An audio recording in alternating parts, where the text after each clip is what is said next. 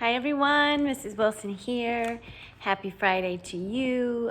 It's a beautiful sunshiny Friday and I'm hoping that you've been outside, you will go outside later and just take advantage of all the happy sunshine that we have around us. So yesterday we read chapter 2 in Harry Potter, The Prisoner of Azkaban, titled Aunt Marge's Big Mistake. We found out what her big mistake was.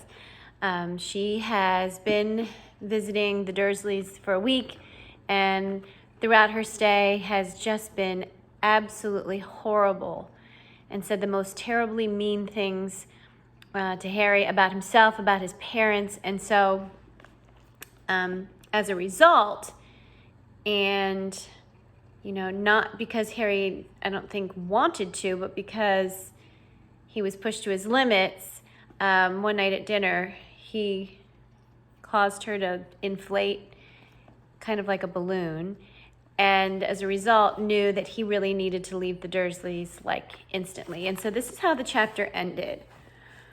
Harry tore from the dining room before anyone could stop him, heading for the cupboard under the stairs. The cupboard door burst magically open as he reached it.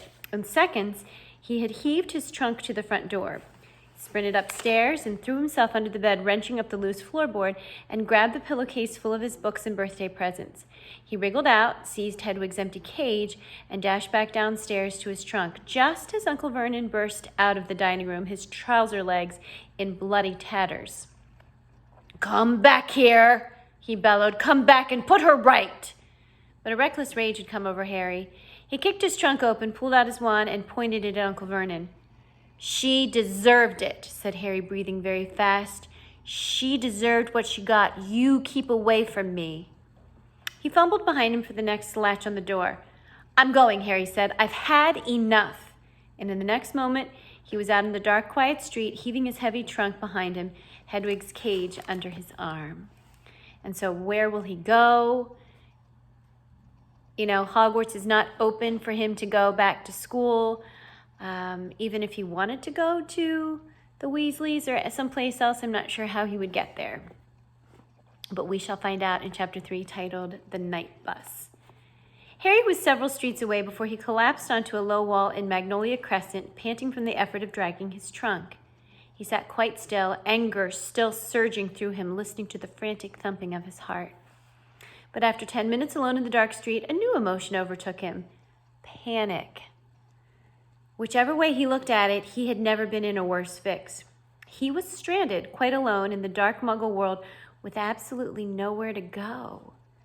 And the worst of it was, he'd just done serious magic, which meant that he was almost certainly expelled from Hogwarts. He'd broken the decree for the restriction of underage wizardry so badly, he was surprised Ministry of Magic representatives weren't swooping down on him where he sat. Harry shivered and looked up and down Magnolia Crescent. What was going to happen to him? Would he be arrested? Or would he be simply outlawed from the wizarding world? He thought of Ron and Hermione, and his heart sank even lower. Harry was sure that, criminal or not, Ron and Hermione would want to help him now. But they were both abroad, and with Hedwig gone, he had no means of contacting them. He didn't have any Muggle money either. There was little wizard gold in the money bag at the bottom of his trunk, but the rest of the fortune his parents had left him was stored in a vault at Gringotts Wizarding Bank in London. He'd never be able to drag his trunk all the way to London, unless... He looked down at his wand, which he was still clutching in his hand. If he was already expelled, his heart was now thumping painfully fast. A bit more magic couldn't hurt. He had the invisibility cloak he had inherited from his father. What if he bewitched the trunk to make it feather light, tied it to his broomstick, covered himself in the cloak, and flew to London? Then he could get the rest of his money out of his vault and begin his life as an outcast. It was a horrible prospect. But he couldn't sit on this wall forever, or he'd find himself trying to explain to Muggle police why he was out in the dead of night with a trunk full of spellbooks and a broomstick. Harry opened his trunk again and pushed the contents aside, looking for the invisibility cloak. But before he'd found it, he straightened up suddenly, looking around him once more. A funny prickling on the back of his neck had made Harry feel he was being watched. But the street appeared to be deserted, and no lights shone from any of the large square houses. He bent over his trunk again, but almost immediately stood up once more, his hands clenched on his wand. He had sensed rather than heard it. Someone or something was standing in the narrow gap between the garage and the fence behind him. Harry squinted at the black alleyway. If only it would move. Then he'd know whether it was just a stray cat or something else. Lumos, Harry muttered, and a light appeared at the end of the wand, almost dazzling him. He held it high over his head, and the pebble-dashed walls of number 2 suddenly sparkled. The garage door gleamed, and between them Harry saw quite distinctly the hulking outline of something very big with wide, gleaming eyes. Harry stepped backward. His legs hit his trunk and he tripped. His wand flew out of his hand as he flung out an arm to break his fall, and he landed hard in the gutter. There was a deafening bang, and Harry threw up his hands to shield his eyes against a sudden, blinding light. With a yell, he rolled back onto the pavement just in time. A second later, a gigantic pair of wheels and headlights screeched to a halt exactly where Harry had just been lying. They belonged, as Harry saw when he raised his head, to a triple-decker, violently purple bus, which had appeared out of thin air. Gold lettering over the windshield spelled, "The Night Bus." For a split second, Harry wondered if he had been knocked silly by his fall. Then a conductor in a purple uniform leaped out of the bus and began to speak loudly to the night. "Welcome to the Night Bus, emergency transport for the stranded witch or wizard. Just stick out your wand hand, step on board, and we can take you anywhere you want to go. My name is Stan Shunpike, and I will be your conductor this eve." The conductor stopped abruptly. He had just caught sight of Harry, who was still sitting on the ground. Harry snatched up his wand again and scrambled to his feet. Close up, he saw that Stan Shunpike was only a few years older than he was, 18 or 19 at the most, with large protruding ears and quite a few pimples. "What were you doing down there?" said Stan, dropping his professional manner. "I fell over," said Harry. "'What'd you fall over for?" snickered Stan. "I didn't do it on purpose," said Harry, annoyed. One of the knees in his jeans was torn, and the hand he had thrown out to break his fall was bleeding. He suddenly remembered why he had fallen over and turned around quickly to stare at the alleyway between the garage and the fence. The night bus's headlamps were flooding it with light, and it was empty. "What you looking at?" said Stan. "There was a big black thing," said Harry, pointing uncertainly into the gap. "Like a dog, but massive." He looked at Stan, whose mouth was slightly open. With a feeling of unease, Harry saw Stan's eyes move to the scar on Harry's forehead. "What's that on your head?" said Stan abruptly. Nothing," said Harry quickly, flattening his hair over his scar. If the Ministry of Magic was looking for him, he didn't want to make it too easy for them. "What's your name?" Stan persisted. "Neville Longbottom," said Harry, saying the first name that came into his head. So this bus," he went on quickly, hoping to distract Stan. "Did you say it goes anywhere?" "Yep," said Stan proudly. "Anywhere you like, as long as it's on land. Can't do nothing underwater here," he said, looking suspicious again. "You did flag us down, didn't you? Stick out your wand and didn't you?" "Yes," said Harry quickly. "Listen, how much would it be to get to London?" 11 sickles, said Stan. "But for 13, you get a chocolate. For 15, you get a water bottle, and a toothbrush in the color of your choice." Harry rummaged once more in his trunk, extracted his money bag, and shoved some silver into Stan's hand. He and Stan then lifted his trunk with Hedwig's cage balanced on top up the steps of the bus. There were no seats. Instead, half a dozen brass bedsteads stood beside the curtained windows. Candles were burning in brackets beside each bed, illuminating the wood-paneled walls. A tiny wizard in a nightcap at the rear of the bus muttered, "Not now, thanks. I'm pickling some slugs," and rolled over in his sleep. "You have this one," Stan whispered, shoving Harry's trunk under the bed right behind the driver, who was sitting in an armchair in front of the steering wheel. "This is our driver, Ernie Prang. This is Neville Longbottom, Ern." Ernie Prang, an elderly wizard wearing thick glasses, nodded to Harry, who nervously flattened his bangs again and sat down on his bed. "Take her away, Ern," said Stan, sitting in the armchair next to Ernie's. There was another tremendous bang, and the next moment Harry found himself flat on his bed, thrown backward by the speed of the night bus. Pulling himself up, Harry stared out of the dark window and saw that they were now bowling along completely different streets. Stan was watching Harry's stunned face with great enjoyment. This is where we was before you flagged us down, he said. Where are we, Ern? Somewhere in Wales? Arr, said Ernie. How come the muggles don't hear the bus, said Harry. Them, said Stan contemptuously. Don't listen properly, do they? Don't look properly, neither. Never notice nothing. They don't. Best go wake up Madam Marsh, Stan, said Ern. We'll be in Abergavenny in a minute. Stan passed Harry's bed and disappeared up a narrow wooden staircase. Harry was still looking out of the window, feeling increasingly nervous. Ernie didn't seem to have mastered the use of a steering wheel. The night bus kept mounting the pavement, but it didn't hit anything. Lines of lampposts, mailboxes, and trash cans jumped out of its way as it approached and back into position once it had passed. Stan came back downstairs, followed by a faintly green witch wrapped in a traveling cloak. Here you go, Madam Marsh, said Stan happily, as Ern stamped on the brake and the bed slid a foot or so toward the front of the bus. Madam Marsh clamped a handkerchief to her mouth and tottered down the steps. Stan threw her bag out after her and rammed the door shut. There was another loud bang, and they were thundering down a narrow country lane, trees leaping out of the way. Harry wouldn't have been able to sleep even if he'd been traveling on a bus that didn't keep banging loudly and jumping 100 miles at a time. His stomach churned as he fell back to wondering what was going to happen to him and whether the Dursleys had managed to get Aunt Marge off the ceiling yet. Stan had unfurled a copy of the Daily Prophet and was now reading with his tongue between his teeth. A large photograph of a sunken-faced man with long matted hair blinked slowly at Harry from the front page. He looked strangely familiar. That man, Harry said, forgetting his troubles for a moment. He was on the Muggle News. Stan turned to the front page and chuckled. Sirius Black, he said, nodding. Course he was on the Muggle News, Neville. Where you been? He gave a superior sort of chuckle at the blank look on Harry's face, removed the front page, and handed it to Harry. You ought to read the papers more, Neville. Harry held the paper up to the candlelight and read, Black still at large. Sirius Black, possibly the most infamous prisoner ever to be held in Azkaban Fortress, is still eluding capture, the Ministry of Magic confirmed today.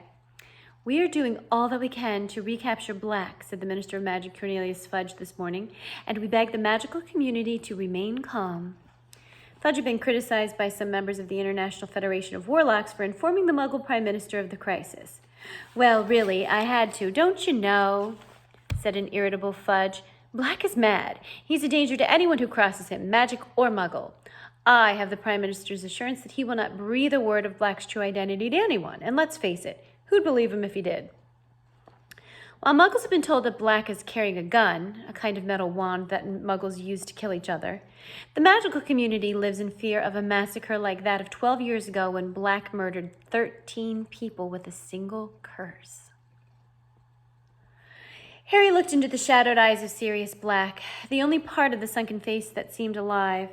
Harry had never met a vampire, but he'd seen pictures of them in his Defense Against the Dark Arts classes, and Black, with his waxy white skin, looked just like one.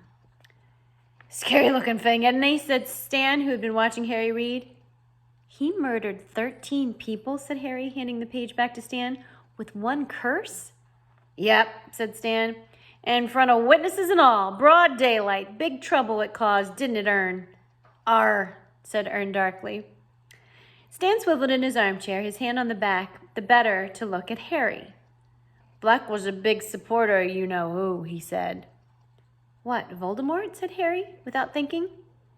Even Stan's pimples went white. Ern jerked the steering wheel so hard that a whole farmhouse had to jump aside to avoid the bus. You out of your tree, yelped Stan. What'd you say that name for? Oh, sorry, said Harry hastily. Sorry, I forgot. Forgot? Said Stan weakly. Blimey, my art's going so fast. So Black was a supporter of you-know-who? Harry prompted apologetically. Yeah, said Stan, still rubbing his chest. Yeah, that's right. Very close to you-know-who, they say. Anyway, when little Harry Potter got the better of you-know-who. Harry nervously flattened down his bangs again. All you-know-who's supporters was tracked down, wasn't they, Ern? Most of them knew it was all over with you-know-who gone, and they came quiet. But not Sirius Black. I heard he thought he's second in command once you-know-who'd taken over. Anyway, they cornered Black in the middle of a street full of Muggles, and Black took out his wand and he blasted half the street apart.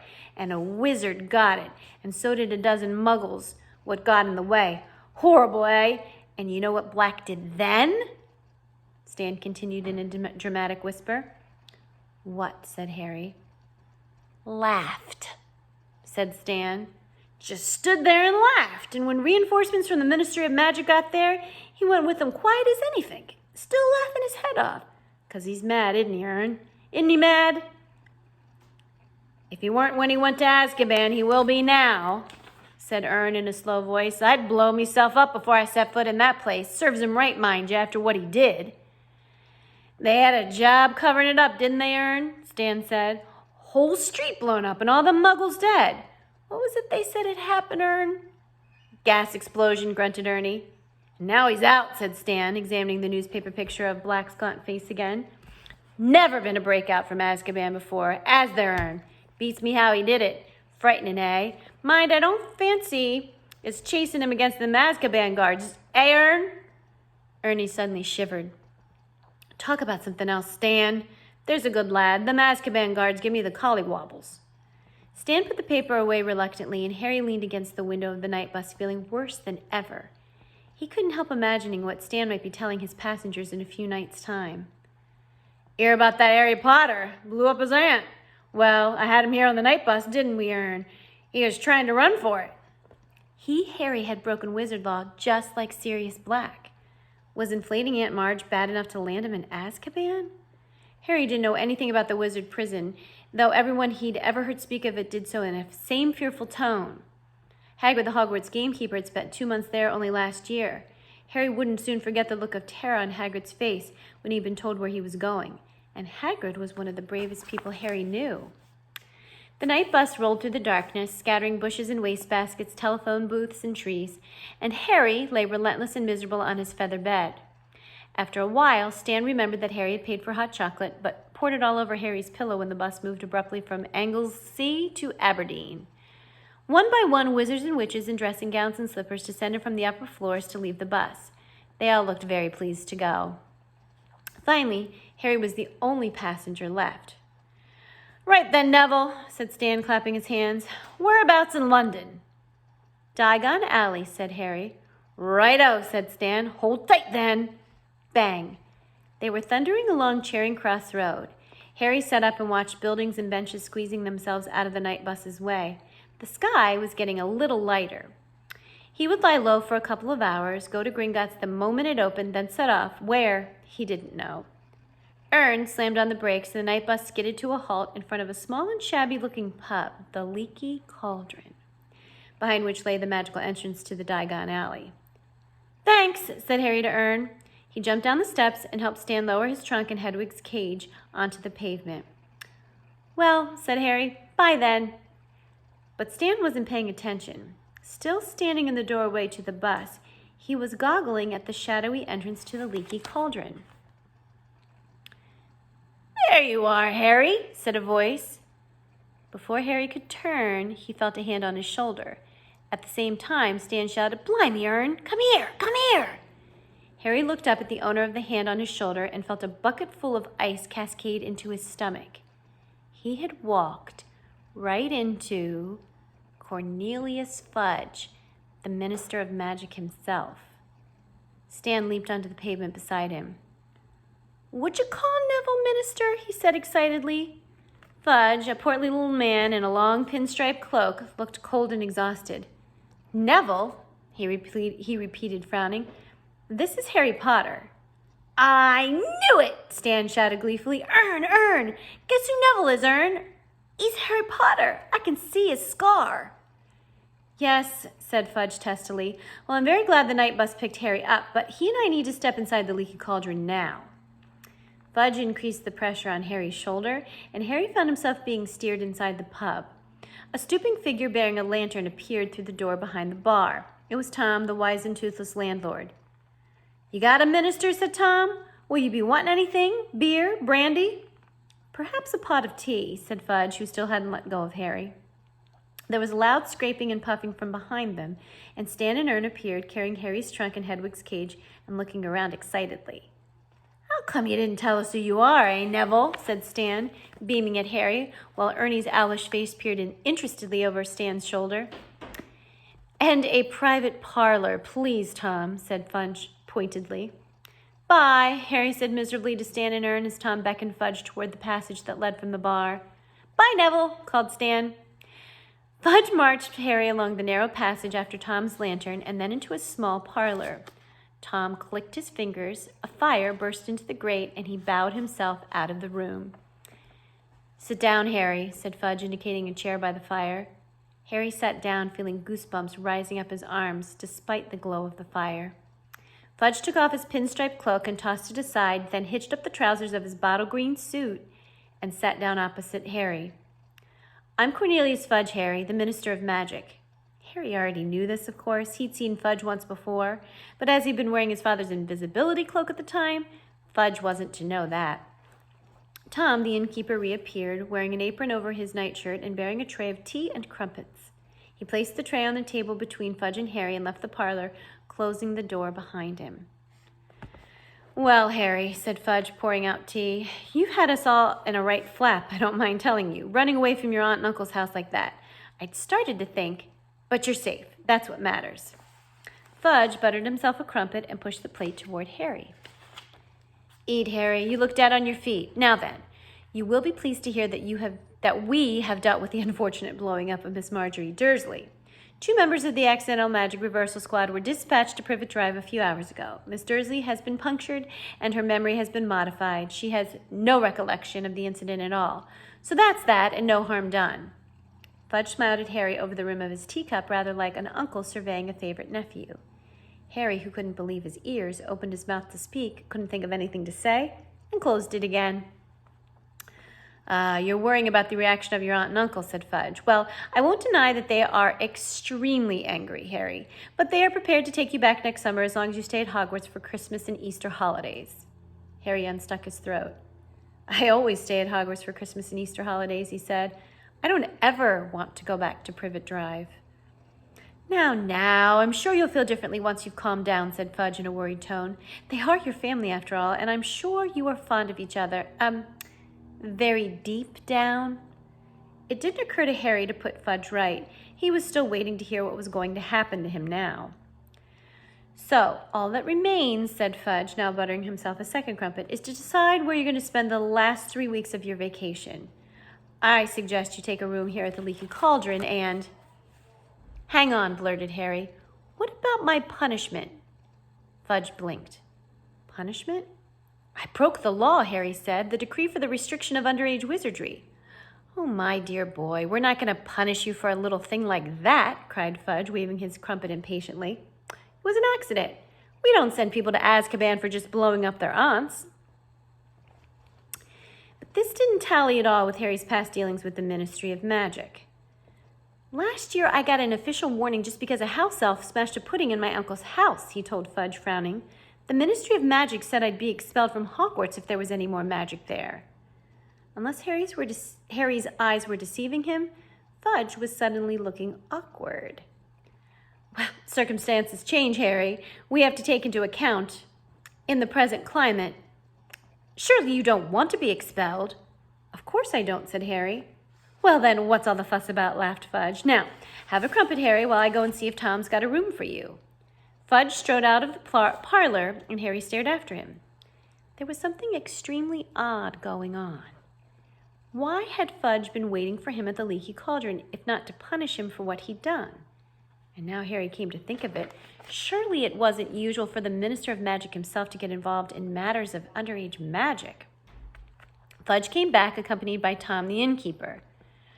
Room 11's free, Harry, said Fudge, but I think you'll be very comfortable. Just one thing. And I'm sure you'll understand. I don't want you wandering off into Muggle London, all right? Keep to Diagon Alley. And you're to be back here before dark each night. Sure you'll understand. Tom will be keeping an eye on you for me. Okay, said Harry slowly. But why? Don't want to lose you again, do we? Said Fudge with a hearty laugh. No. Best we know where you are. I mean... Fudge cleared his throat loudly and picked up his pinstriped cloak. Well... I'll be off. Plenty to do, you know. Have you had any luck with black yet? Harry asked. Fudge's fingers slipped on the silver fastenings of his cloak. What's that? Oh, you've heard. Well, no, not yet, but it's only a matter of time. The Azkaban guards have never failed yet, and they are angrier than I've ever seen them. Fudge shuddered slightly. So I'll say goodbye. He held out his hand, and Harry, shaking it, had a sudden idea. Minister, can I ask you something? Certainly, said Fudge with a smile. Well, third year at Hogwarts are allowed to visit Hogsmeade, but my aunt and uncle didn't sign the permission form. Do you think you could? Fudge was looking uncomfortable. Ah, he said. No. I'm very sorry, Harry, but I'm not your parent or guardian. But you're the Minister of Magic, he said eagerly. If you gave me permission... No, sorry, Harry, but rules are rules, said Fudge flatly. Perhaps you'll be able to visit Hogsmeade next year. In fact, I think it's best if you don't. Yes, well, I'll be off. Enjoy your stay, Harry. And with a last smile and shake of Harry's hand, Fudge left the room. Tom now moved forward, beaming at Harry. If you will follow me, Mr. Potter, he said, I've already taken your things up. Harry followed Tom up a handsome wooden staircase to a door with a brass number 11 on it, which Tom unlocked and opened for him. Inside was a very comfortable-looking bed, some highly polished oak furniture, a cheerfully crackling fire, and perched on top of the wardrobe, Hedwig, Harry gasped. The snowy owl clicked her beak and fluttered down onto Harry's arm. That's a very smart owl you got there, chuckled Tom. Arrived about 5 minutes after you did. If there's anything you need, Mr. Potter, don't hesitate to ask. He gave another bow and left. Harry sat on his bed for a long time, absent-mindedly stroking Hedwig. The sky outside the window was changing rapidly from deep velvety blue to cold, steely gray, and then slowly to pink, shot with gold. Harry could hardly believe that he'd left Privet Drive only a few hours ago, that he wasn't expelled, and that he was now facing 3 completely Dursley-free weeks. It's been a very weird night, Hedwig, he yawned. And without even removing his glasses, he slumped back onto his pillows and fell asleep. Which concludes Chapter 3, The Night Bus. So I am absolutely thrilled that Harry is not getting any kind of trouble or he's not going to have any kind of consequences for what he did to Aunt Marge. But there's something that is a little bit suspicious, I think, about the conversation that Cornelius Fudge and Harry had. It almost makes me feel like the Minister of Magic is hiding something. But I'm not certain of that.